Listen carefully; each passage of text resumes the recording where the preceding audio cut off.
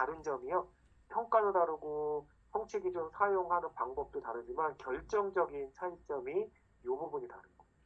프로젝트는 사실상 나이스 편제 안에 들어와 있지가 않아요. 없어요. 안 잡혀 있어요. 근데 학교 자유시간에서 이제 만드는 과목하고 활동은요.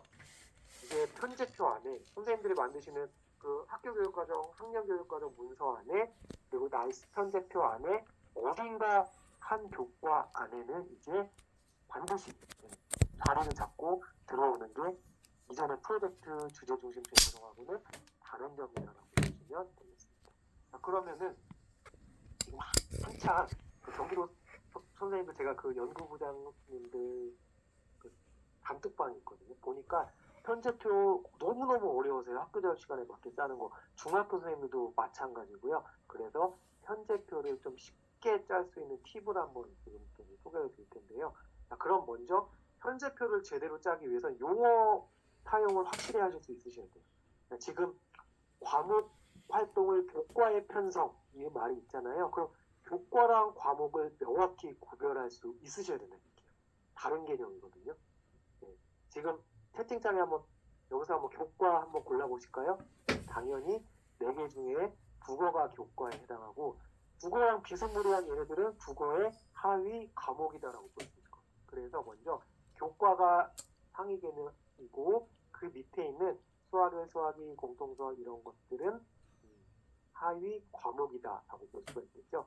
그래서 지금 보시는 것처럼 우리나라 초중등 교육법 43조에는 교과가 명칭이 아예 명시가 되어 있어요. 얘네들 외에 이제 학교 자유 시간에서 만드시는 거는 고시된 거 밖에 거다. 고시외라고 하잖아요. 그래서 학교 자유 시간에서 만드시는 거는요. 고시외 과목 이렇게 이름을 줘요. 고시외 활동, 고시된 게 아니다. 그 바깥의 것들이다라고 해가지고 이렇게 명칭을 부르는데 중요한 거는 사실 지금까지는 편제를요. 실수표라고 하는 거 있잖아요. 여기서 다 따셨어요. 국어는 뭐 204, 사회는 102, 뭐 과학은 102 이런 실수를 교과에서 짰는데 이제는 교과에서 짜는 게 아니라 과목 활동 체계에서 짜시는 거다. 자, 그러면은 지금 오른쪽 화면에 보시는 우리마을 전문가 되기, 그림책으로 문해력 키우기, 생태환경 파수꾼 되기 얘네들 다 예전에 프로젝트에서 이렇게 했었어요. 국어 5시간, 사회 2시간, 도덕 1시간, 수학 통계 4시간 엮어서 요 성취 기준 이렇게 매칭해서 조금씩 그냥 교과에서 했었거든요. 교과 실수 국어 5, 사회 2. 근데 학교 자유 시간은 편제표 안에 떳떳하게 얘네들 자리를 잡아주셔야 되는 거예요. 자, 원칙은 아까 여기 위에 써있죠. 해설서에 과목이나 활동은 교과에 편성을 시켜야 된다. 자, 그 얘기는 제일 주제상 관련 깊은 교과 밑에 집어넣으시면 된다. 자, 그럼 하나씩 지금부터 이제 편성을 시켜보도록 하겠습니다. 자, 우리마을 전문가라는 학교대학 시간 과목을 개설하겠다. 당연히 마을에 대한 이야기니까 사회랑 관련이 깊어서 사회도덕 교과군 이게 제일 내용상 맞겠죠. 그림책으로 문해력을 키우기 국어와 관련 내용이어서 국어 밑에 편성을 새로운 과목으로 혹은 초등에서는 활동으로 이렇게 편성을 시켜줍니다. 유스포츠로 건강 키우기는 체육 밑에 집어넣으면 되겠죠. 그리고 생태환경 파수꾼 네, 요거는 과학 밑에. 그래서 이렇게 했을 때 우리 학교는 이제 과목 숫자가 14개로 불어난 거예요. 이런 식으로 편제표가 지금까지 짜셨던 거랑은 전혀 다르게 이제 하시는데 요거는 누구나 알 수 있는데 중요한 거는 이 새로운 과목들을 집어넣은 상태 안에서 총시수는 똑같아요. 물론 순증을 하셔도 되지만 이렇게 하면 선생님이 힘드시잖아요. 그래서 똑같은 정해진 시수 안에서 선생님들이 어떻게 새로운 과목을 편제를 시키냐. 자, 그럼 제가 중요한 팁을 하나 드려볼게요. 이제 선생님들이 여러 교과의 시수를 예전처럼 그냥 플러스 2, 플러스 3, 마이너스 5 이게 아니라 이렇게 하실 수 있으세요. 과감하게 여러 교과 지금 만약에 학교 자유 시간 과목을 국어 밑에 편성을 시킬 거다. 국어가 이제 과목이 하나가 더 생겨날 거잖아요. 네, 새로운 아이가 이제 생기는데 이 새로운 아이를 품을 교과가 국어예요. 국어가 새로운 걸 하나 품어낼 거기 때문에 여러 교과에서 이게 무슨 뜻인지 아시겠죠? 시수를 조금씩 끌어와서 국어 교과의 시수를 대폭 늘려놨어요. 왜? 새로운 과목 하나를 품어낼 거기 때문에. 이렇게 하면은 국어의 기준 지수가 204에서 233으로 불어나게 되었죠. 자, 그러면 이제 편제표가 상당히 복잡해질 거예요. 어떻게 복잡해지냐? 자, 이렇게 이제 최소 29를 어딘가에서 뽑아내야 되니까 여러 교과에서 지금 화면에 제가 쓰고 있는 것 방식처럼 다들 실수 편제표가 이렇게 복잡하게 이렇게 계산이 될 거예요. 그래서 이렇게 하면 너무 복잡하고 국어만 너무 많이 해요. 이렇게 하면 아이들이 편중될 수도 있어서 이렇게 할 수도 있지만 우리 깔끔하게 그냥 국어 안에서 이렇게 그림 한번 만화 보실게요. 그냥 국어 안에서 자체 해결해 보자. 이렇게 짜셔도 된다. 지금 보시는 방식처럼 이렇게 하면은 국어는 175 그리고 국어 밑에 그림책은 29. 그러면은 이제 실수 편제표가 좀 깔끔해질 수도 있겠죠. 국어는 그냥 원래 기준대로 204를 하시는 거고 나머지는 그냥 플러스 마이너스 다 그냥 0으로 하셔도 된다. 그러면은 이때도 한 가지 꼭 염두에 두셔야 될 거는 국어가 물론 175가 됐지만 그 학년도에서 이수하셔야 될 성취 기준은 줄여드는 게 아니에요. 똑같은 성취 기준 숫자를 압축해서 통합도 하고 시켜서 175 안에 이제 이수 조금 바꿔줄 수도 있겠죠. 그래서 교육과정 재구조화가 이제 필수인 거고요. 나머지 이제 29 갖고 뭐 그림책이든 문해력이든 뭐 창의 독서든 이런 새로운 과목을 선생님들이 만들어 내시면 된다라고 보시면 되겠고요. 자, 그래서 선생님들이 여기 이제 혹시 교육과정 뭐 학년부장님도 있으실 수 있고 하시잖아요. 반드시 요 최소 최대 범위 안에 실수가 이렇게 들어오는지 들어오지 않는지 이거를 학년부 거를 합산을 해보셔요. 초등학교 3, 4학년, 중학교 5, 6, 초등학교 5, 6학년 뿐만 아니라 중학교도 마찬가지로 요 실수 범위 안에 들어오는지 20% 안에 들어오는지 따져볼 필요가 있고요. 제가 실제 실수 편제표 예시를 하나씩 한번 소개를 드려볼게요. 이걸 많이 하는 방식 중에 하나인데 여기 보시면 특징이 이거죠. 창체에서 대폭 감축을 시켰어요. 교과 진로 나가기 너무 어려우니까 우리 창체에 특히 제가 하나 팁을 드리면요. 지금 교육과정 짜실 때 특히 우리 선생님들이 제일 요구했던 게 제발 7대 안전하고 그 범교과 의무실수 좀 없애달라라고 해서 최대한 반영해 준 게 이게 법적 실수여서 법을 뜯어고치지 못해가지고 2022 개정 성취 기준하고 이 범교과랑 매칭한 표를 만들어서 이 에듀넷에서 다 띄워놨어요. 웬만한 범교과는 교과 안에서 할 수 있게 만들었으니까 상체에서 마이너스 20을 감축하고 얘가 생태가 편성되는 과학에서 나머지 시간을 감축을 해서 이런 방식으로 짜는 경우가 많이 있었다라고 예시가 하나 보여드렸고요.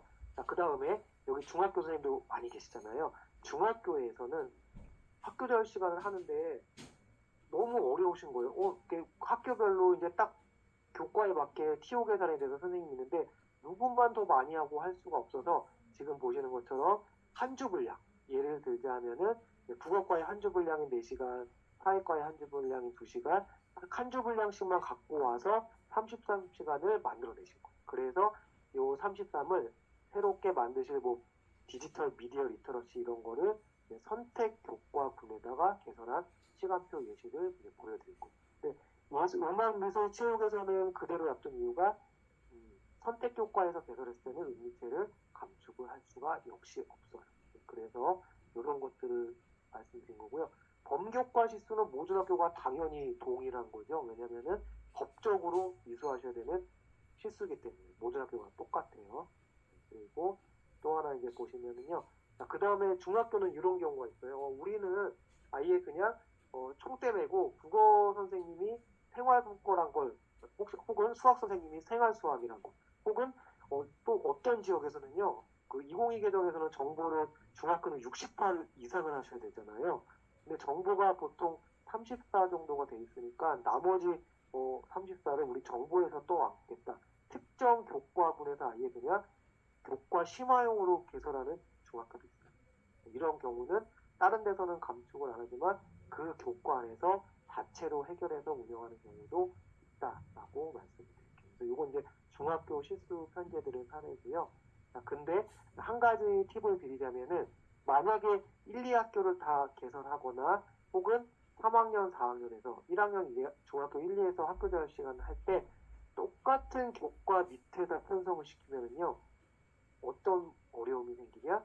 20% 증감 규정을 이렇게 넘어가기가 쉽다는 얘기예요. 지금 보시는 것처럼 국어 표준이 204 3학년에서 해야 되는데 벌써 지금 60이나 새로운 거를 지금 20% 넘어서 버렸잖아요. 그래서 새로운 두 개 과목을 개설하실 때는 국어 하나는 국어였으면 하나는 뭐 사회도덕 밑에 이렇게 다른 교과군으로 개설해야 20%에서 여유 있게 새로운 교과를 만들어내실 수 있으실 거예요. 그래서 이렇게 편제표 짜는 팁을 잠깐 드려봤고요. 자, 그럼 선생님들 아까 퀴즈에도 있었는데요. 이런 편제표를 실제 선생님들이 짜왔어요. 경기도에서 경기도 같은 경우는 교육지원청마다 학교대학 시간 편제표 내용체계 성취 기준을 전수로 다 컨설팅을 쭉 지원청별로 하고 있는데요. 어떤 학교가 이렇게 학교대학 시간 운영하겠다라고 했는데요. 자, 선생님들 채팅창에다 한번 답변 부탁드려볼게요. 이렇게 실수 편제표 짜는 거 가능할까요? 안 될까요? 한번 OX로 한번 해보실까요? 아까 퀴즈랑 같은 맥락이죠. 이렇게 체육에서 지금 12를 감축을 했어요. 감축을 했는데 안 된다고 하시는 분이 꽤 많았고요. 제가 말씀드리면 저희 학교에서 이 학교 자율 시간을 교육지원청에다가 이제 컨설팅 자료를 냈는데 이거 잘못 짜셨다 다시 짜시라 이렇게 컨설팅 경고가 나온 거예요. 근데 저는 이제 국가교육과정 개발위원회에서 잘 알잖아요. 이 컨설팅 위원이 잘못하신 건데요. 컨설팅 위원이 잘 모르신 거예요. 장학사분도 잘 모르시고. 왜냐? 가능하죠. 송석희 선생님께서 오라고 해주신 것처럼 가능하다. 왜 가능하느냐? 지금 실수편제는 과목에서 따지는 게 아니라 교과에서 따지는 거예요. 체육 과목은 12를 감축을 했지만 새롭게 만든 뉴스포츠랑 생활체육 과목은 체육 교과군의 과목이거든요. 결론적으로 봤을 때 체육이 34가 늘어났죠. 이렇게 학교 자율 시간은 조건이 붙은 거예요. 단 학교 자율 시간은 예술하고 체육 교과 밑으로 편성했을 때는 은미체 감축 가능. 이런 것들이 이제 기존의 교육과정 편제 짜는 방식하고는 다르다라고 볼 수가 있겠죠. 이런 것들은 선생님이 이제 디테일하게 편제표 짜실 때 알아두실 필요도 있고요. 그리고 여러 가지 운영 방식이 있는데요. 한 개 과목으로 할 수도 있지만 예를 들면은 생태는 17시간짜리 과목, 민주시민은 12시간짜리 활동 이렇게 개선하실 수 있고 요거는 시도마다 조금 상이한 게 강원도 같은 데는 뭐 10시간 이상 최소 10시간 이상은 해야 된다. 어느 시도는 최소 12시간 이상은 해야 된다. 그래서 두 개 정도로까지만 개발하는 게 안전하다라고 보시면 될 것 같아요. 이게 과목이 3개가 되면은 10시간 밑으로 내려가는 경우가 생기거든요. 그래서 2개 주제로 운영해도 되지만 최소한 2개 정도로 개발하는 게 가능할 거다라고 말씀을 드리고요. 그래서 지금 보시는 것처럼 만약에 2개 주제, 그림책은 국어 관련된 내용이고 마을에 대한 건 사회 관련된 거니까 2개로 개설했을 때는 교과를 서로 쪼개서 2가지로 편성하시는 것도 가능하다. 그래서 이게 실제 사례예요.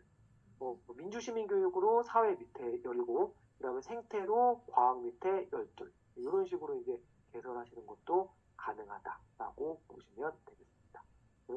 이제 또 해볼 텐데요. 아까 얘기했듯이 상체는 편성할 수 없어요. 아까 쓰여 있잖아요. 학교 자율 시간은 교과군 밑에 무조건 편성해야 되는 거고요. 상체는 교과군이 아니에요. 그래서 학교 자율 시간은 상체 100위 중에 일부 29를 하겠다. 이거는 X 안 된다라고 보는 거고요. 그 다음에 이제 중학교 선생님들 학교 자율 시간 평가도 하셔야 되거든요. 평가하실 때 만약에 학교 자율 시간을 지금 보시는 것처럼 국어, 사회, 도덕, 수학, 과학, 기술과정, 정보, 영어 그 다음에 한문이나 이런 생활 외국어 밑에 편성하실 때는 5단계 성취평가를 해주셔야 되는 거고요. 그 다음에 체육 예술일 때는 ABC 3단계, 제가 숫자 지금 3단계로 수정을 할 거고요. 그 다음에 선택 교양교과로 개설을 하신다.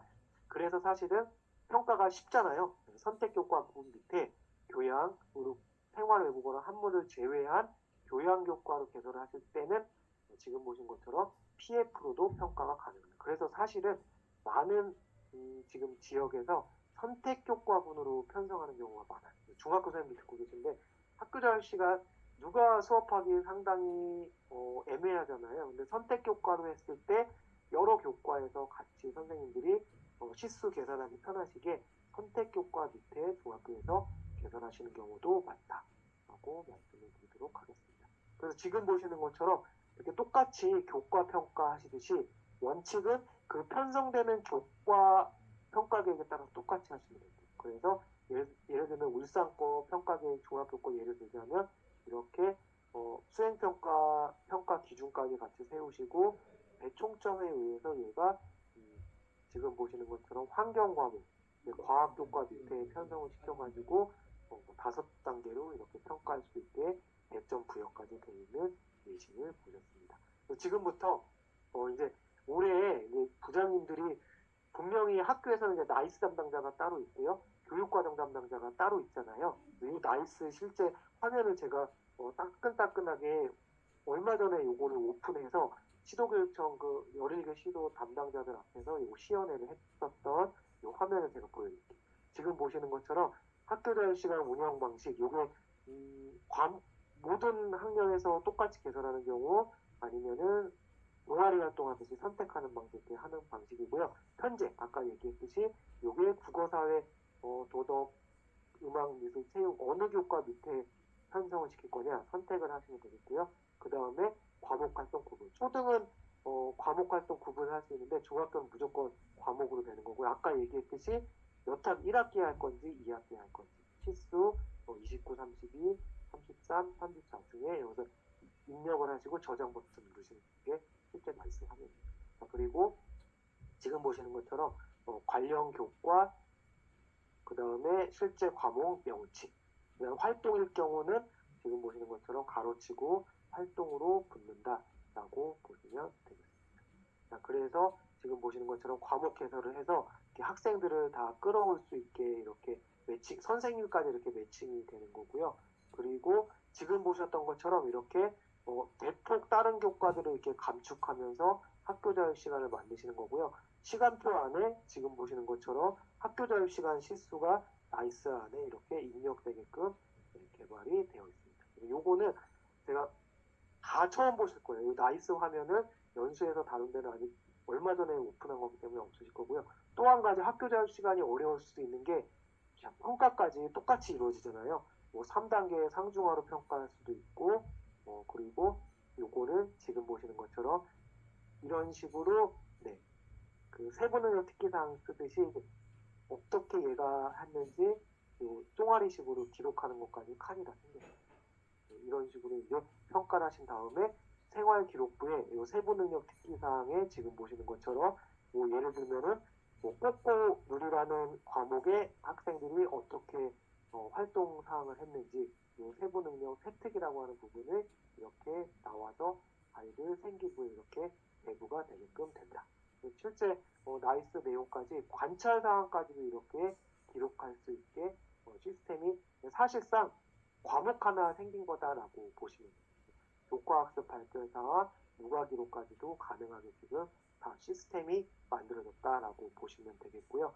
자, 그럼 지금까지 말씀드린 거는요, 사실상 요 사전 준비 이야기를 한 거예요. 자, 그러면은 아까 얘기했듯이 중학교에서 과목을 개발하는 방법, 그 다음에 기승인 과목을 초등학교랑 중학교에서 잘 쓰는 방식, 그리고 초등학교에서 활동을 개발하는 방식, 이 부분에 대해서 한번 제가 자세하게 설명을 드릴 거고요. 고등학교 선생님도 아까 제가 말씀드렸듯이 고교학점제에서도 과목 개발하려는 지역들이 꽤 늘어나고 있다고 했잖아요. 그럼 뭘 개발해야 되느냐? 지금 보시는 것처럼 이거를 개발하실 거예요. 예전에 프로젝트 하셨듯이 1차 시수업 수업 활동 1, 2, 3 요걸 개발하시는 게 아니라 교육 과정을 개발하시는 거예요. 자, 그럼 혹시 여기 특수 선생님들도 계실 수 있으실 거예요. 특수 선생님들도 계실 텐데요. 특수 선생님들은 2022 개정에서 일상생활 영역이란 게 들어오거든요. 요게 학교 자율 시간하고 거의 유사해요. 일상생활 영역에 맞게 새로운 교육과정을 만들어낼 수 있는 거거든요. 그래서 뭐가 바뀌느냐, 지금 보시는 것처럼 선생님들이 학교에서 이런 과목 활동 이름도 정하시고 성격 목표, 방법, 평가 이런 것들을 쓰시는데, 오늘은 이제 선생님들께 이제 말씀을 드리고 싶은 거는, 이름을 정할 때 먼저 생각해 보셔야 될 게, 당연히 송석희 선생님 예전에 저 특수 연습 때 기억나요. 부산에서 근무하셨던 송석희 선생님 맞죠? 제가 성함 기억해가지고 그때 연습 때 기억해서 말씀드렸습니다. 무슨 내용을 담아야 되느냐? 우리 학교 실태에 맞는, 우리 학교가 산바다에 위치해 있다. 그러면 이제 생태란 걸 할 수도 있고, 저처럼 다문화 학생이 많은 안산 지역 이런 경우는 다문화. 그 다음에 학교가 이런 학교가 있어요. 우리 학교는 전통적으로 가야금을 아이들이 했는데요. 그럼 가야금 과목을 개발할 수도 있고요. 제가 제주도 가 보니까 어떤 학교는 초등학교인데 골프장이 있어요. 실내 골프장도 있고 야외 골프 타석 치는 데도 있고, 그 학교는 실제 골프 과목을 개설했어요. 제주도 하도초라는 데 가보면은. 그 다음에 문예를 전통으로 하는 학교. 근데 제가 우리 실천 선생님들께 추천드리고 싶은 거는요, 이런 거는 예전에 프로젝트에서 다 했던 것들인데, 이런 것들 국가교육과정은 6, 7년에 한번 만들어지다 보니까 시의성 있는 최근에 따끈따끈한 것들을 담아낼 수가 없어요. 이런 핫 이슈들, 이런 것들을 이제 학교장 시간에 담아낼 수도 있고요. 그 다음에 국가교육과정 만드는 사람들이 의도적으로 정치적으로 빼고 이런 것도 있어요. 2022 개정 정부가 바뀌었죠. 처음에 문재인 정부에서 윤석열 정부로 바뀌었어요. 개발 주체가. 그래서 처음에는 노동교육을 상당히 중요하게 생각한다라고 이렇게 이야기할 수도 있는데, 이번 정부에서는 노동자를 별로 안 좋아하더라고요. 그래서 통론에서 빠졌어요. 물론 내용에는 들어가 있지만, 이런 것들 국가교육과정에서는 빠져 있지만 의도적으로 이렇게 중요한 거지만 배제되어 있는 것들을 우리 실전 선생님들이, 내 교사가 봤을 때 내가 진짜 수업하는 사람은 이건 중요한 거야, 학교자율 시간에 집어넣을 수도 있다는 얘기. 이렇게 학교자율 시간이 이제 선생님들한테 새로운 걸 담아낼 수 있는 공간이 주어졌다라고 보고요. 실태 분석도 물론 하셔야겠죠. 이런 실태 분석도 선생님들이 하실 수도 있고요. 이런 실태 분석 자료들 예시로 한번 보여드린 거고, 그 다음에 좀 다음 내용으로 한번 빠르게 넘어가 볼게요. 그래서 예전에는 그냥 생태전환 교육 프로젝트 이렇게 했었는데, 이름을 어떻게 짓느냐, 지금 보시는 것처럼 그냥 안 겹치는 법이에요. 디지털 AI 교육 이렇게 하는 것보다 디지털 AI로 뭐뭐 키우기, 아니면은 아예 그냥 지역 명칭을 집어넣어서 과목을 개발할 수도 있거든요. 강원도 속초시의 생태환경 파수꾼 만들기 이렇게 할 수도 있고요.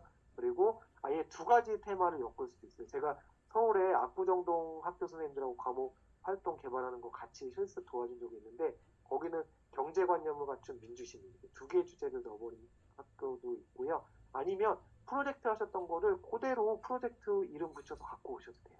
이렇게 여러 가지 요소들을 조합해서 붙이면 학년 간에 학교 간에 이름이 겹치지 않게 만드실 수 있으실 거다라고 하고요. 제일 오늘 하이라이트 부분은 여기에요. 내용을 어떻게 만들 거냐. 고등학교 선생님들도 제가 말씀드린 것처럼 16 플러스 1 아직 하고 계시잖아요. 그 플러스 1은 사실 교과 맥락을 벗어난 새로운 내용을 할 수도 있고요. 학교자율 시간 과목은 교육부에서 딱 잡아서 얘기를 했어요. 성취 기준을 국가 거를 그대로 쓰지 말라. 그럼 내용을 어떻게 개발할지는 지금부터 말씀을 드릴 텐데요. 지금 보시는 것처럼 차시별 수업 주제, 학습 목표, 활동 내용 쓰기, 이건 교사들이 다 잘하시는 거예요. 다 전문가시고요. 그럼 이제 뭐를 하는 거냐? 교육과정을 개발을 하시는 거예요. 여기서부터 이제 선생님들의 위상이 높아진 거예요. 예전에는 그냥 국가에서 만들어준 이 내용체계 성취 기준을 다 그대로 따라서 하는 거예요. 근데 이제 학교자율 시간은 수업을 짜는 역할에서 교사들이 교육과정을 개발하는 역할까지도 허용이 되니까 주어진다. 뭘 교육과정을 개발해? 구체적으로 이런 빨간색 부분을 개발할 수 있다는 얘기. 그러니까 요게 누가 보면은 정말 바쁜데 이런 것까지, 이런 전문적인 걸 교사가 할 수 있어라고 생각할 수도 있지만, 교육과정이라는 과목을 개발하는 것 자체가 교사에 대한 위상을 다시 한번 이제 생각해 볼 수 있다라고 보는 거예요. 교육과정을 이제 개발한다라고 하는데요. 지금 보시는 것처럼 과목은 중학교 선생님들이 만드실 과목은요. 국가교육과정 틀 그대로 개발하시고 핵심 아이디어부터 지식이해, 과정기능, 가치대도, 성취 기준은 개발만 되고요. 제가 며칠 전에 이제 강원도에서 연수해서 이제 강원도 건데 내용 이건 시도마다 다 달라요. 활동은 경남 같은 경우 경남 뭐 대구 그 다음에 강원도 그 다음에 제주도 같은 데는 내용 체계는 없어도 된다라고 하는데 충북 경기도 이런 데는 내용 체계 핵심 아이디어는 뺐지만 내용 체계도 있고 이거를 기준으로 성취 기준은 개발해도 되지만 활동은 이건 전국 공통이에요. 재구조화도 가능하다. 이렇게 되어 있습니다. 지금 보시는 것처럼 그럼 뭘 개발해야 되느냐? 과목하고 활동의 개발 틀을 잠깐 보신 거고요. 이게 왜 필요할지 이제 말씀을 드리면 지금 선생님들이 교육과정 프로젝트나 이런 걸 보시면은요. 과정기능, 뭐뭐 플로깅 활동하기, 캠페인 활동하기, 과정기능, 그리고 정의적인 것들은 꽤 많았는데 지식에 들어갈 게 상당히 부족했어요. 플로깅 활동만 하고 왜 플로깅을 하는지, 왜 캠페인을 하는지 이 내용적인 게 상당히 빈약했어요. 그래서 내용 체계를 짜보면 교육과정을 쉽게 말하면 무엇을 어떻게 가르칠 것인가거든요. 근데 그동안 어떻게만 초점을 맞췄고 무엇을 가르쳐서 아이들 머릿속에 어떤 걸 집어넣을지는 지금까지 좀 상당히 빈약했었다라고 볼 수 있겠죠. 그래서 내용 체계를 짜고 이 내용 체계 요소로 성취 기준을 만들면 얘네들 사이에 정합성, 연계성이 갖춰진다라고 볼 수 있겠고요. 그럼 내용 체계는 어떻게 개발하느냐? 국가교육과정 만들 때 요 처음 2021년에서 처음 시도한 틀이 요 틀이에요.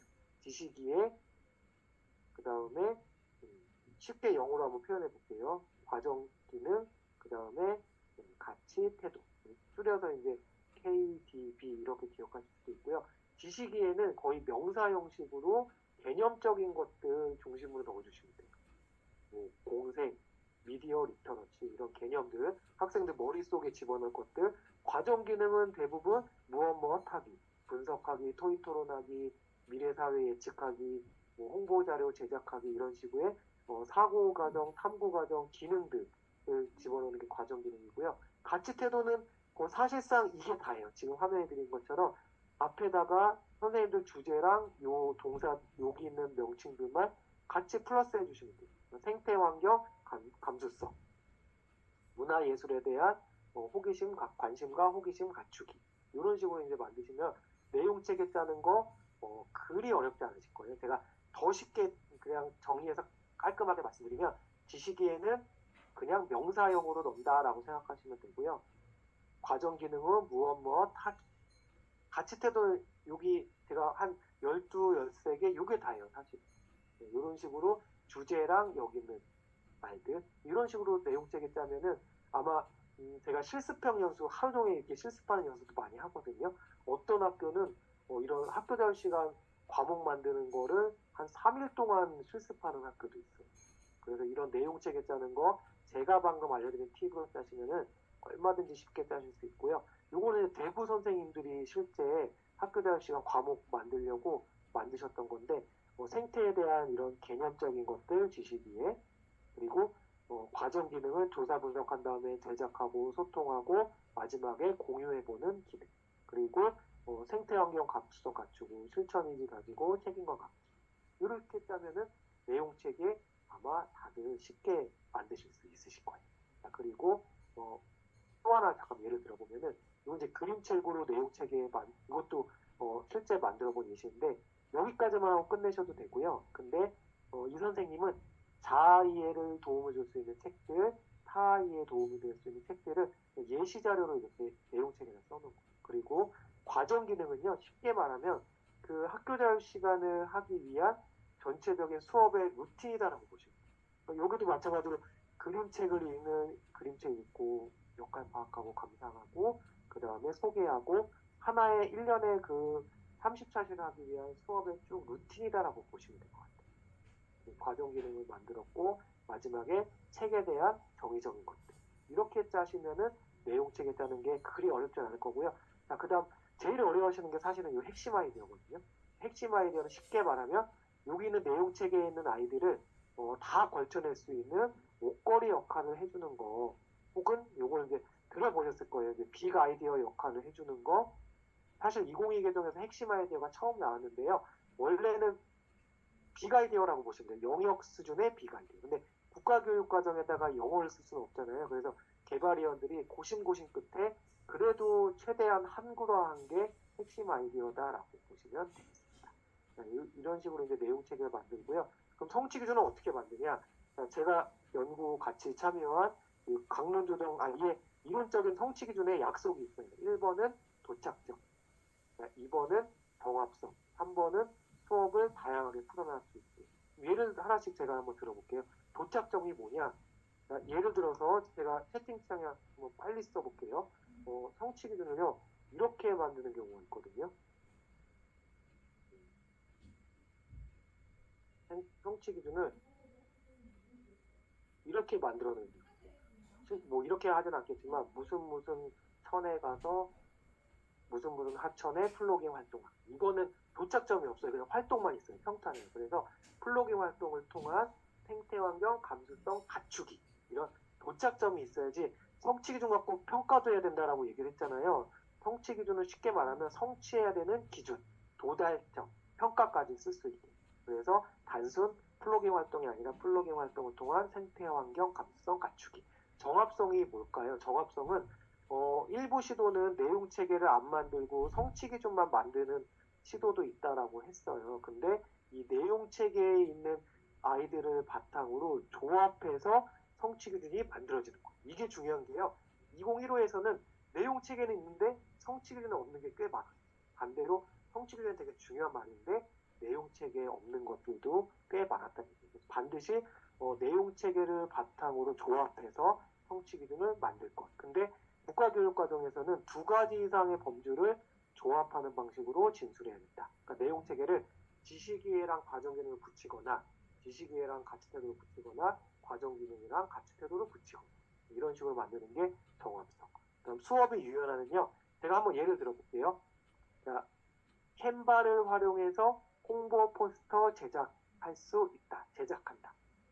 자, 캔바를 활용해서 홍보 포스터를 제작하는 성취 기준을 만들어. 그러면은 수업이 유연화가 절대 될 수가 없겠죠. 캔바만 써야 돼요. 성취 기준이니까. 홍보 포스터만 만들어야 돼요. 나는 쇼폼도 만들고 릴스도 만들고 싶은데 나는 캔바가 아니라 미리 캔버스 쓰고 싶은데 그래서 성취 기준에 쓰는 원칙은 최대한 함축적이고 포괄적으로 써야 우리 동학년 여러 선생님들 계시잖아요. 내 스타일에 맞는 수업으로 다양하게 풀어나갈 수 있을 것이다. 라고 말씀을 드리도록 하겠습니다. 자, 그리고 지금 보신 것처럼 요게 예시들입니다. 네, 플로깅 활동 토의학이 아니라 도착점이 있게. 그리고 요게 정합성. 네, 내용 체계를 조합해서 만들 수 있게. 자, 그리고 캔바만이 아니라 캔바로 여러 가지 것들을 다 아우를 수 있게 만드셔야 됩니다. 이렇게 이제 성취 기준을 만드시는데 핵심 아이디어에 대한 설명은 제가 그냥 넘어가고요. 지금 이따가 제가 또 볼 수 있는 팁들 이런 걸 드릴 거고요. 그리고 제가 조금 더 이제 더 현실적인 내용 중심으로 말씀드리려고 이제 넘어가 볼 거고요. 자, 그러면은 이제 10여 분 정도 남았으니까 조금 더 우리 실천 선생님에 맞게 실천하실 수 있는 노하우 팁 중심으로 말씀드려보도록 하겠습니다. 다 제 이야기예요. 제 실천 이야기고요. 자, 그러면은 자, 선생님들 먼저 제가 질문 드리고 싶은 거는요. 학교 자유 시간이라고 해가지고 새롭게 무언가를 하셔야 될까요? 저는 절대 그럴 필요 없다라고 봐요. 왜냐? 학교 자유 시간이 뭐냐? 저는 제가 9월 1일자로 새로운 학교에 딱 발령받았는데 처음에는 학교 자유 시간을 안 하시려고 했어요. 한 개 학년만. 초등은 사실은 이것도 시도마다 다른데 서울은 4개 학기 이상 초등 하셔야 되고요. 경남은 학년군에 하나 이상을 하셔야 되고요. 대부분 지역이 초등학교 같은 경우는 4개 학년 중에 한 학년 이상, 중학교는 1, 2, 3학년 중에 한 학년 이상 하시면 되는데 제가 1학기까지 근무했던 학교는 과목 8개 개발을 했어요. 근데 새로 전입 오는 학교는 한 개 활동만 하시면 돼요. 한 학기만. 근데 수업은 훨씬 더 버라이어티한 수업을 많이 하고 있으시더라고요. 너무 아까운 거예요. 이거 학교 자율 시간 담아낼 수 있는데. 그래서 제가 어떻게 이야기를 했느냐, 조금 우스갯말로 약간 이렇게 전입을 오고 우리 학년 부장님하고 같이 이야기를 하면서 우리 수업 열심히 이렇게 무슨 생태 체험도 하고 숲 체험도 하고 다양하게 하시는 그냥 이렇게 결만 잘 맞춰주시면 되는 거다. 쉽게 말하면 학교 자율 시간 그냥 빈 상자 하나가 생긴 거다. 약간의 조금 가스라이팅 비슷하게 해드리니까 그럼 4개 학년 다 하시겠죠. 실제 그래서 저희 3, 4, 5, 6 다 지금 편집도 짜놨고 내용책에 성취도 다 짜놨고요. 그래서 제가 우스갯소리 가스라이팅이라는 표현을 썼지만 그냥 지금 우리 실 선생님들 프로젝트 하셨던 거 아니면 교육청에서 뭐 요새 강사 준다고 하는 거 체험하게 하는 것도 많잖아요. 이런 것들을 다 잘 섞어내시면 돼요. 하나의 결로 맥락이 잘 맞게. 중요한 거는 지금 보시는 것처럼 이런 왜 학교 자율 시간을 하는지 이유만 생각하고 가시면은 선생님들이 과거의 것들을 잘 활용하실 수 있고요. 요건 제가 경남에서 연수했을 때 많이 나왔던 질문이거든요. 실제 프로젝트랑만 헷갈리시는 거예요. 프로젝트 같은 경우는 국어에서 10시간, 뭐 사회에서 5시간 이렇게 감축해서 연계해서 했었잖아요. 그러니까 학교 자율 시간을 프로젝트랑 헷갈려가지고 국어에서 10시간을 감축했으니까 당연히 토익 토론이든 글쓰기든 10차시 학교 자율 시간 29차시 중에 들어가야 되는 거 아니에요? 따지듯이 질문을 하셨어요. 이거는 교육과정 재구성하고 좀 헷갈렸던 거죠. 프로젝트나 교육과정 재구성은 성취 기준 갖고 해야 됐었어요. 교육과 똑같이 국어사회 실수에서 하시다 보니까. 근데 결정적인 차이점이 뭐냐? 이제 쉽게 말하면요, 우리 이제 각자 빠이빠이 제 갈 길을 가는 거예요. 교과 성취 기준 너네는 교과 실수 안에서 해. 우리 학교 자율 시간은 성취 기준 내가 이제 만들어 볼 거야. 아니면 국가 거를 이렇게 재구조화 바꾼다는 뜻이거든요. 바꿔볼 거야. 이렇게 하는 게 충분히 가능하다는 얘기고요. 성취 기준 몇 개 만들면 될까요? 실제 어느 지역 개발한 걸 보니까 6학년은 15, 5학년은 3개 만들어 온 학교가 실제 있어요. 이러면 성취 기준이 아예 진술 자체가 학교에서도 맞지가 않는다는 얘기죠. 그래서 예를 들자면 쉽게 말하면요 30차시 정도 하는데 성취 기준 대여섯 개면 충분해요. 국가교육과정도 국어 같은 경우는 수업 10개에 성취 기준 하나, 과학 같은 경우는 수업 4차시에 성취 기준 하나. 제가 실제 계산을 한 표거든요. 이걸 보셔도 너무 굳이 많이 필요 없으니까. 그리고 제가 선생님께 팁을 하나 드리자면 제일 많이 하는 주제가 뭘까요? 학교 자율 시간. 지금 연구학교에서 분석을 해보면 이런 주제를 제일 많이 해요. 생태, 민주시민, 마을, 독서 관련된 것들. 디지털이 많을 것 같은데 디지털이 다루기가 어려워서 의외로 1, 2, 3위 안에 들지 않았더라고요. 근데 제가 이걸 보여드린 이유가 2022 개정은요. 아까 말씀드렸듯이 생태, 민주시민, 디지털을 아예 대놓고 성취 기준하고 내용책에 반영하시오라고 개발한 게 2022 개정. 그래서 이게 왜 선생님들이 꼭 알아두셔야 되느냐. 생태 학교 자율 시간 개발하고 보시면 웬만한 거는 국가교육과정 내용체계 안에 다 있다. 그러면은 뭐에 걸릴 수 있느냐. 3학년 학교 자율 시간을 만들었는데 5학년 걸 갖다가 3학년 자율 시간에 내용체계로 개발해야 돼요. 이러면은 선행학습 금지법에 딱 상충이 되는 거죠. 그래서 반드시 생태, 민주시민, 디지털하는 학교는 국가교육과정 위의 학년께 들어오는지 안 들어오는지 이런 것들도 한번 확인하실 필요가 있다라고 말씀을 드리도록 하겠고요. 민주시민도 사실 국가교육과정 내용체계 안에 웬만한 것들은 다 들어갔다라고 보시면 되겠습니다. 그래서 학년별 같은 주제를 하면 안 되냐? 그래서 일반적으로 지금 보시는 것처럼 3, 4, 5, 6학년 중학교 1, 2, 3학년 다 한다면은 이렇게 하면은 전혀 겹치지가 않아요. 아예 그냥 학년별로 알아서 자유롭게 하세요. 3학년은 그림책, 4학년은 문화예술 악기 다루기, 5학년은 디지털, 6학년은 3개씩. 이렇게 하면은 이름이 겹치지가 아예 겹칠 수가 없겠죠. 근데 우리 학교는 예를 들어서 민주시민교육이 학교 특색 교육인데 우리 학교는 독서 교육을 예전부터 해왔는데 아니면 우리 학교는 디지털 뭐 하이러닝 중점학교야 이런 학교도 있을 거고요. 아니면 우리 학교는 시골에 있어서 농촌에 있어서 산과들이 있어서 강이 있어서 생태를 해야 돼. 그러면은 소주제를 하나 정하시는 거예요. 생태에 3학년은 마을 생태, 4학년은 지속 가능, 5학년은 환경과 직업교육. 중학교도 똑같겠죠. 중학교 3학년은 디지털로 환경교육학. 이런 식으로 소주제를 정해서 하시면은 학년별로 절대 겹치는 일이 생기지 않을 거고요. 그 다음에 이제 아까 제가 말씀드렸듯이 전라북도나 경기도나 충남, 충북, 인천 이런 지역은 이미 2015에서도 이런 자율형 교육과정, 자율교육과정을 운영을 했었는데요. 여기도 프로젝트 열심히 하시는 분 있죠. 프로젝트 나는 50 했는데 학교 자율 시간은 29밖에 못 하는데요. 그럼 나머지 21차시 아까워서 어떻게 해요? 물론 이렇게 가치 있는 거 내용을 통합해서 할 수도 있지만 그냥 단순 무식하게 말해서요. 이렇게 하셔도 돼요. 학교 자율 시간에서는 29를 살리시고요. 나머지 21차시는 상체에서 하셔도 되고요. 교과에서 하셔도 돼요. 그래서 지금 보시는 것처럼 기존에 했던 거 버리지 마시고 이거는 좀 교과 맥락에 연결이 성취기준도 있는 것 같아. 교과나 상체 하셔도 되고요. 이거는 정말 교과 성취기준 예전에는 억지로 붙여서 했는데 이런 것들을 학교 자율 시간에서 이렇게 배치를 하시면 된다라고 보시면 되겠습니다. 그래서 왜 창체도 더 하시고 싶으면 창체랑 엮어서 해도 되느냐?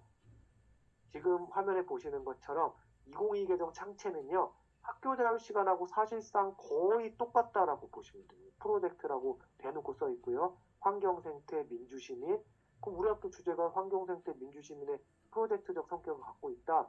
학교 자율 시간뿐만 아니라 창체랑 더 엮어서 더 많이 얼마든지 하실 수도 있다는 얘기고요. 자, 그러면은 조금 더 이제 공감하실 수 있는 얘기. 어떤 얘기를 하느냐? 지금 한창 저도 계속 오전에도 오늘 연수하고 어제도 어느 교육청에서 두탕 뛰고 막 엊그제는 제주도 갔다고 이렇게 교육청에서 연수도 엄청 많이 하시는데요. 아직 우리 모든 선생님들은 이런 분들이 많으세요. 그럼 어떻게 이런 어려운 학교 날 시간을 우리 실천 모두 다 이제 지금 실천교육 교사 모임 선생님뿐만 아니라 다들 실천을 하셔야 되잖아요. 학교 날 시간을 어떻게 다들 갖고 끌고 가시냐. 지금 보시는 것처럼 제가 실제 선생님들하고 같이 했던 도입했던 얘기를 한번 풀어드려볼게요. 그냥 선생님들하고 다 같이 모여서 대토론회 하고 학교 자율 시간 해야 되니까 우리 하자 동의 만드세요 하면은 그냥 보기 좋게 그냥 교육과정이 망할 거고요. 캐비넷 교육과정밖에 안 돼요. 그럼 어떻게 해야 되느냐? 실제 제가 1학기까지 근무했었던 학교에서 교원 수가 108명이었어요. 정확히 그 학교. 근데 다 같이 모여서 하면은 목소리 큰 사람, 직위가 높은 사람 의견에 따라갈 수밖에 없잖아요. 그래서 20대 선생님들 그룹, 육아 시간 쓰시는 그룹, 그 다음에 좀 경력이 많으신 그룹 나눠서 학교 자율 시간을 한다면 어떻게 하면은 쉽게 할 수 있을지 이런 건 안 했으면 좋겠다. 다 선생님들마다 하나하나의 의견을 다 하나하나 같이 들어보고 이런 걸 반영해서 학교 자율 시간을 조금씩 쉽게 만들어 보니까 여기 제가 조작할 수 있는 숫자가 아니거든요. 70% 이상이 학교 자율 시간 계속 해마다 해도 좋겠다라고 했던 실제 사례였어요. 그래서 어떻게 하시냐? 선생님들 지금 보시는 것처럼요. 요 단어 하나만 기억하세요. 먼저 몸으로 부딪혀 보시고요.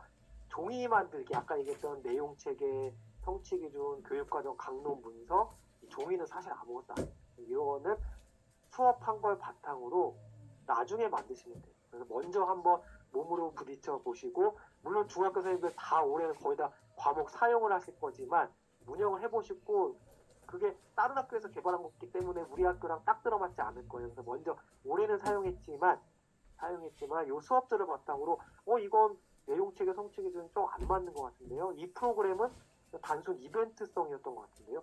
이걸 정말 아이들이 좋아했던 것 같아요. 이런 수업들을 추리시고 여기서 이제 선생님들이 여기서 우리 숲 체험했는데 숲의 이루 이런 개념적인 거 아이들이 충분히 알 수 있을 것 같아요. 이게 지식이가 되겠죠. 그 다음에 우리 아이들이 협업할 수 있는 기능을 확실히 키운 것 같아요. 이렇게 수업을 바탕으로 내용 체계를 만드시고 성취 기능을 만드신다면 이 학교 자율 시간 문서가 2026년도에 이렇게 실제 수업으로 프로그램으로 활동으로 연결될 수 있는 이런 선순환 체제를 갖추실 수 있으실 거예요. 이런 관점에서 이제 먼저 몸으로 부딪히고 운영하실 것들을 이제 추천을 드리고요.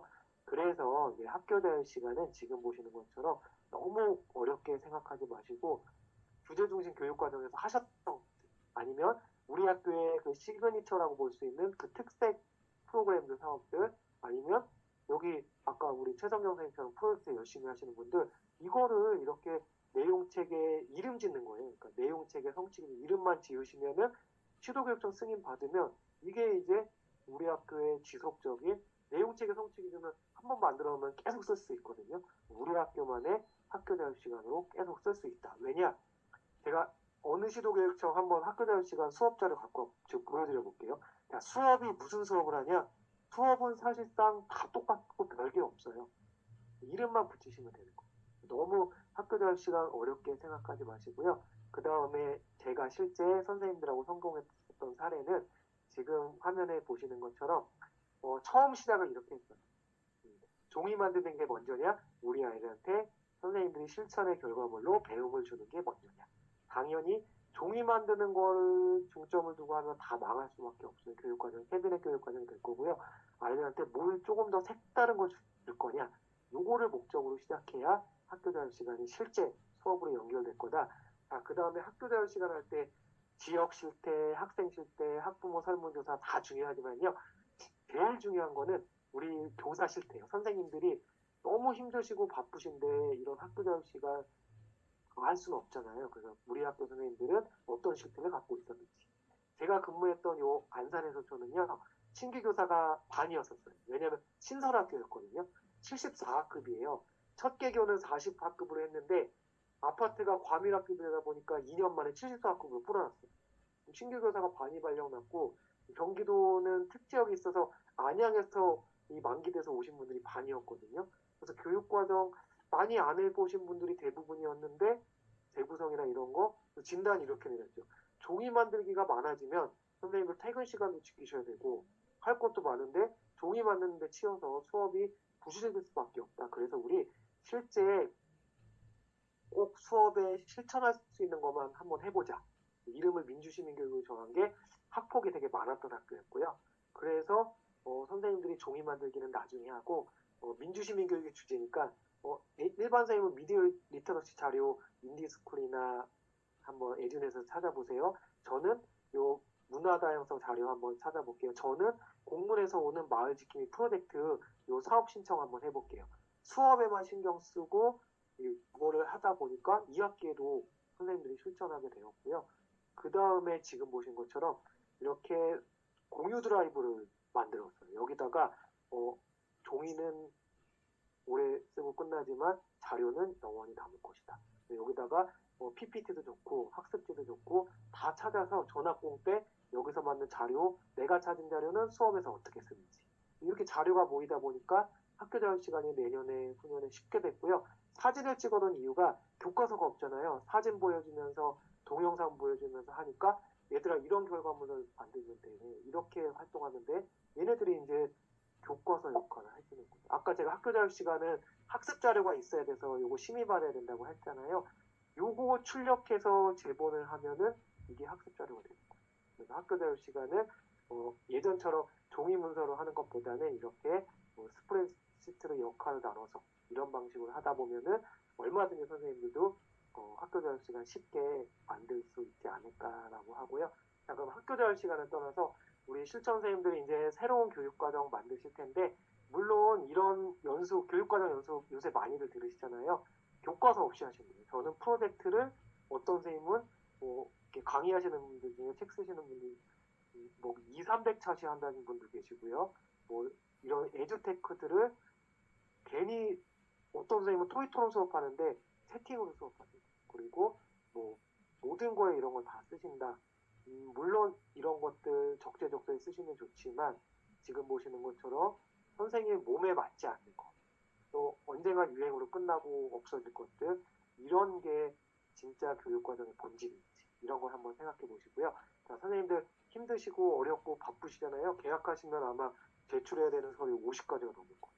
그래서 일단은 교과서 갖고 교과서를 조금 덜어낼 수 있는 눈, 교육과정 문해력이 있으시면 성취기종 관점에서 봤을 때 필요 없는 차시들이 몇 개씩 보이실 거예요. 그러면은 이 공간을 자료들이 많으니까 학교 자율 시간 자료 얼마든지 많거든요. 이런 자료들을 잘 찾으셔가지고 네, 선생님들만의 이런 코스워크, 디딤돌만 잘 만들어주시면 될 것 같아요. 그리고 새학년 시작하기 직전에 제가 말하는 교육과정에서 교사의 철학은 이걸 것 같아요.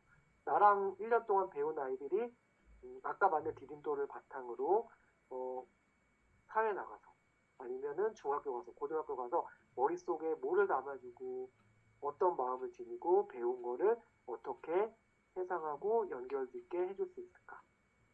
요게 아까 얘기했던 지식의 요게 지식의 과정기능, 요게 과정기능, 이게 가치 태도가 충분히 될 수 있을 거고요. 그리고 제일 중요한 거는 정말 요새 정말 생각하기도 싫은 뉴스도 어제 나오고 얼마 전에 2023년도에 그런 사건들도 있었지만 처음 교사였을 때 마음. 저는 개인적으로 이런 아이들만 맡고 있거든요. 한 가지 고백하면은 9월부터 이제 교감하고 있는데 10월 달에 정확히 교육청에 아는 분께 다시 교사로 돌아갈 수 없냐라고 진지하게 물어봤어요. 새로운 일 하고 싶어서 교감했는데 교감하니까 완전 다른 일이더라고요. 거의 뭐 행정 공무원 수준으로 지금 하고 있어서 선생님들이 정말 부럽고요. 관리자들은 편할 수도 있을 때 생각할 수도 있으신 텐데 저는 정말 교사였을 때가 너무너무 돌아가고 싶고 부럽더라고요. 그래서 우리 선생님들이 이런 마음, 제가 15년 전 제자가 아직도 메신저 보낸 내용인데요. 이런 마음만 잃지 않고 교사 생활 하신다면 얼마든지 훌륭한 교육과정 수업하실 수 있는 선생님도 되시지 않을까라고 생각합니다. 자, 우리 실천 선생님들 실제 이제 2025, 2026학년도에 요 학교 자율 시간 도전하신 선생님들 내용 체계 만들었는데 성취를 좀 만들었는데 이렇게 해도 돼요? 궁금하신 분들 저한테 메일 주시면요. 제가 간단하게라도 우리 선생님들 피드백 해드릴 수 있도록 할게요. 네, 이렇게 이제 이야기 드리도록 할 거고요.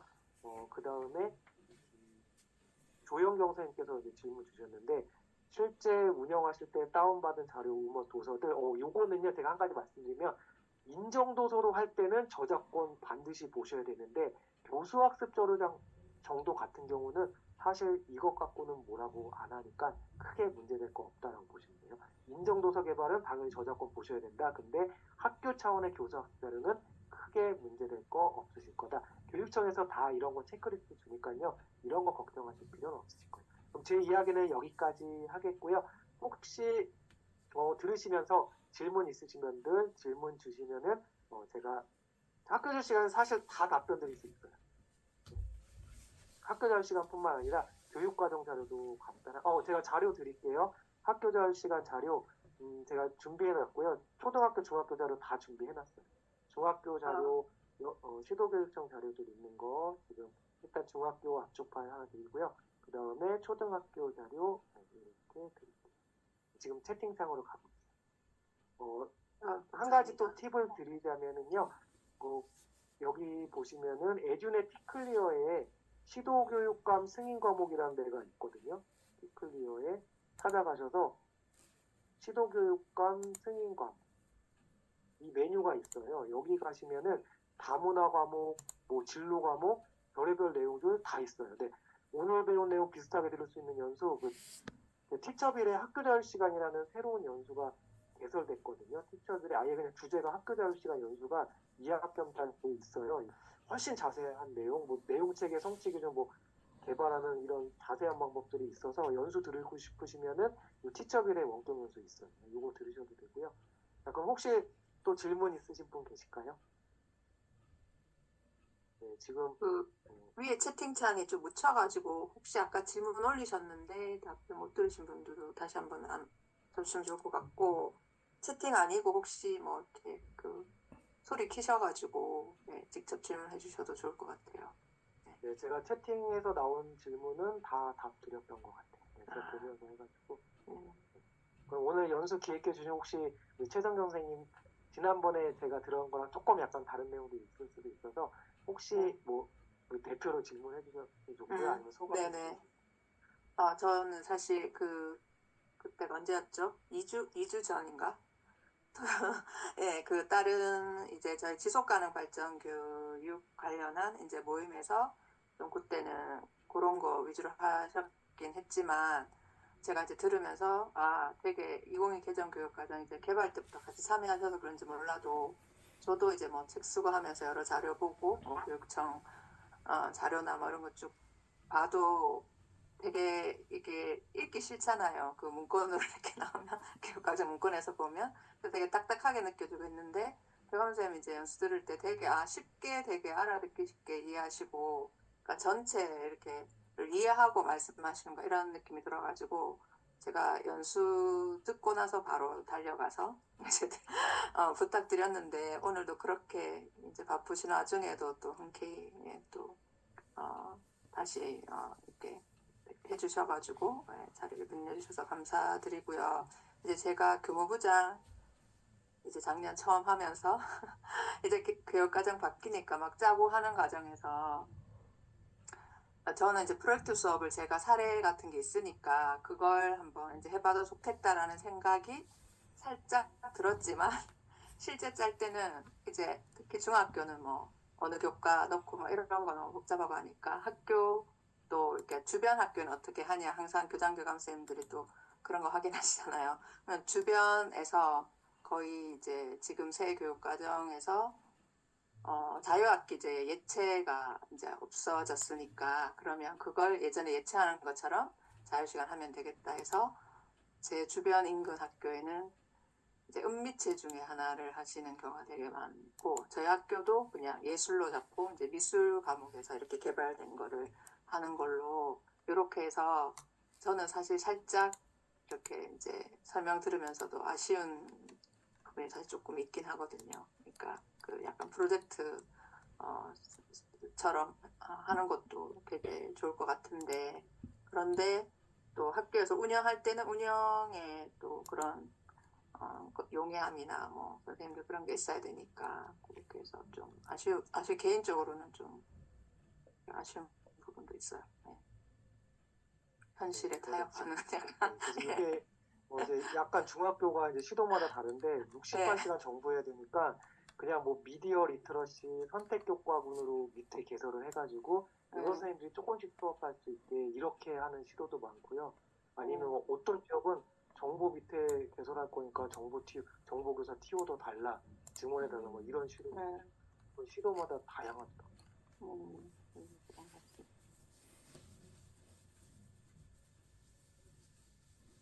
또 다른 분들 혹시 질문 있으신가요? 질문 아니더라도 뭐 소감을 나눠주셔도 좋을 것 같아요. 그 다음에 제가 아까 그 후기 남기는 링크 한번 드렸었는데 후기를 좀 남겨주시고요.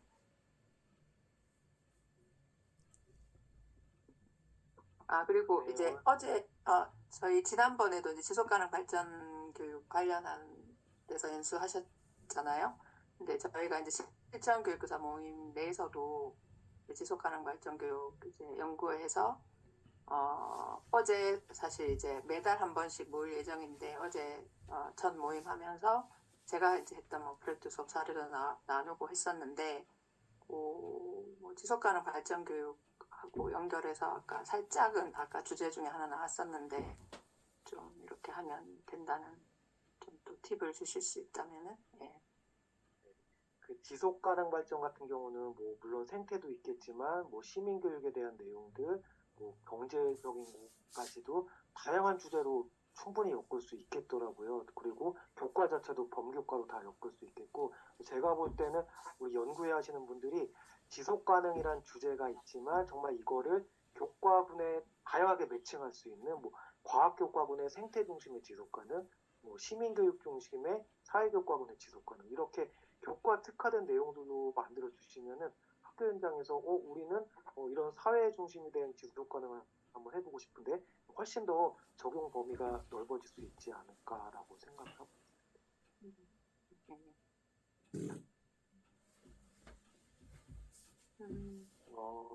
네, 이제 송석희 선생님께서 이제 질문 주셨는데요. 가장 인상에 깊은 데가 어디냐라고 말씀드리면은요. 사실 이거는 제가 이제 지역으로 말씀드릴게요. 제주도 교육청은 특례법이 있잖아요. 그래갖고 제주형자율학교라는 데가 있어요. 제주형자율학교는 예를 들면 초등학교로 친다면은 제주도 초등학교가 114개인데 거의 반 이상의 학교가 이렇게 과목 개설을 지금 거의 다 해놨어요. 그래서 압도적으로 이 제주도 학교들이 특색 과목 만드는데 중학교도 물론 마찬가지예요. 요게 학교 과목 만드는 데서 타시도랑은 다르게 내용 체계, 성취에 대한 이해 이런 게 엄청 높고요. 또 한 가지 말씀드리면은 대구가 아이비 교육 예전부터 많이 해왔잖아요. 그 내용 체계에서 핵심 아이디어 만드는 거. 아이비 학교 선생님도 정말 기가 막히게 만드시더라고요. 내용 체계랑 이런. 그 지역 교육과정 그동안 해왔던 특색들이 요 과목 만드는데 많이 드러나 있어요. 자, 그다음에 고등학교 내용 얘기해 주셨는데 고등학교 자유 시간 있나요? 16 플러스 1에서는 융합 수업 위주로 하더라고요.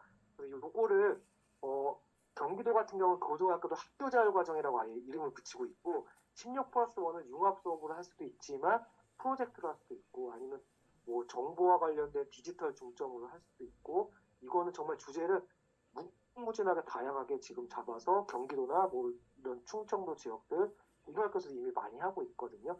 요게 2022 개정에서는 16 플러스 1, 17이 아니라 16이 한 학점이잖아요. 근데 수업 일수는 똑같이 190일이에요. 그러면은 남는 수업 공간들이 더 생긴대요. 그래서 이 공간으로 학교가 과목 개설할 수 있는 이런 방식들을 교육청에서 많이 지원한다라고 이야기를 하고 있더라고요.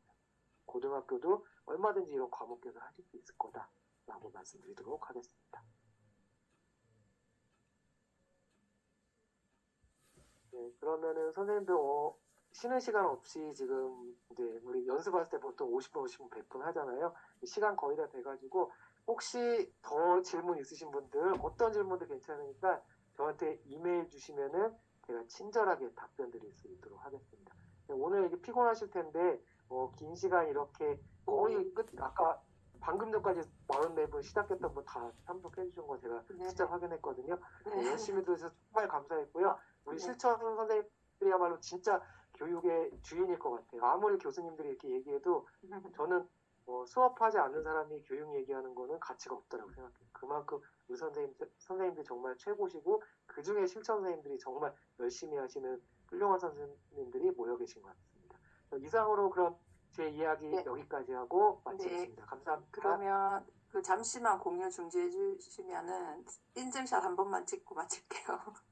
그리고 후기를 잘 남겨주셔야지 저희 다음에 또 뭐 다른 주제로라도 우리 한 번 더 모실 수 있으니까 후기 잘 남겨주시고 인증샷을 찍는데 저희가 실천교육교사 모임이 이렇게 사람 2개 있는 약간 이런 모양이거든요. 네. 이렇게 해주시면 저는 이제 한 손으로 하고 화면 켜실 수 있는 분을 해서 이렇게 뿔 모양처럼 좀 만들어 주시면은 제가 찍겠습니다.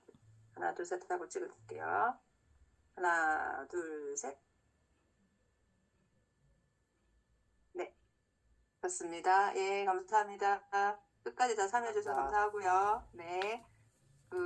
교감선생님 감사합니다. 예, 쌤들, 뭐, 내일부터도 쭉 실천 나눔 축제 계속 있으니까 실천 홈페이지 가셔서 검색하셔서 이제 들으시고 또 아까 말씀드린 것처럼 실천 회원으로 가입하시면 모든 연수를 다 무료로 들을 수 있고 다른 행사도 엄청 많이 있으니까 저희 뭐 인증 모임도 많고 그렇게 하니까 앞으로도 관심 가져주시고 예, 또 자주 뵐 수 있으면 좋겠습니다. 네, 감사합니다. 주문 제가 닫을게요. 감사합니다.